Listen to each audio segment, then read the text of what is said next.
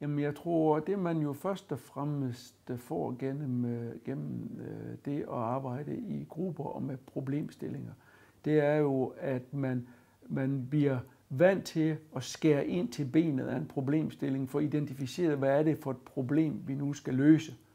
Det er sådan på den faglige side, og det har man brug for i alle mulige sammenhænge. Tit ser man folk, der forsøger at løse problemer, hvor det er ikke helt veldefineret problem, de forsøger at løse.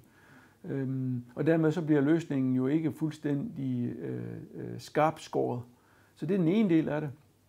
Og den anden del af det, det er jo sådan den der med, at man jo igennem det at være i en gruppe, lærer at acceptere de forskelligheder, vi har, både som mennesker og også i faglige kompetencer og interesser.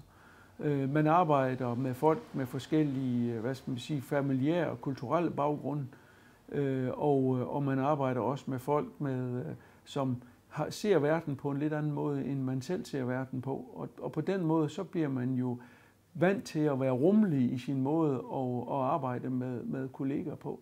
Og det er jo noget af det allervigtigste, når man kommer ud på en arbejdsplads. Man skal ofte arbejde i projektgrupper sammen med forskellige fagprofiler, folk med forskellige uddannelser, folk med forskellige tilgange til livet og til de problemstillinger, man står i.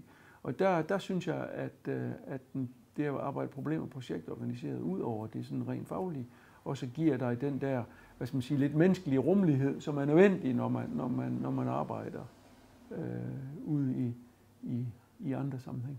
Når man arbejder med en ledelsesgruppe for eksempel, som man jo gør, det gør jeg jo også som rektor, hvor jeg arbejder med en direktion, altså der er det jo fuldstændig nogle af de samme, basale egenskaber, man bruger, det der med, at man er vant til at arbejde sammen med folk med forskellige baggrunde.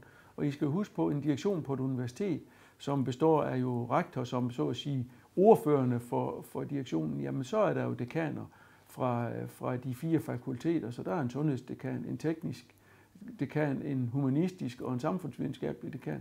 Og der har de jo alle sammen forskellige faglige baggrunde og forskellige uddannelser, der ligger bag ved det, og dermed forskellige måder at attackere og se på problemstillinger på. Og opgaven er jo så at få skabt et fælles rum, hvor vi i fællesskab skaber nogle løsninger, som er de rigtige for universitetet, under inddragelse af de forskellige kompetencer, som hver dekan bringer ind.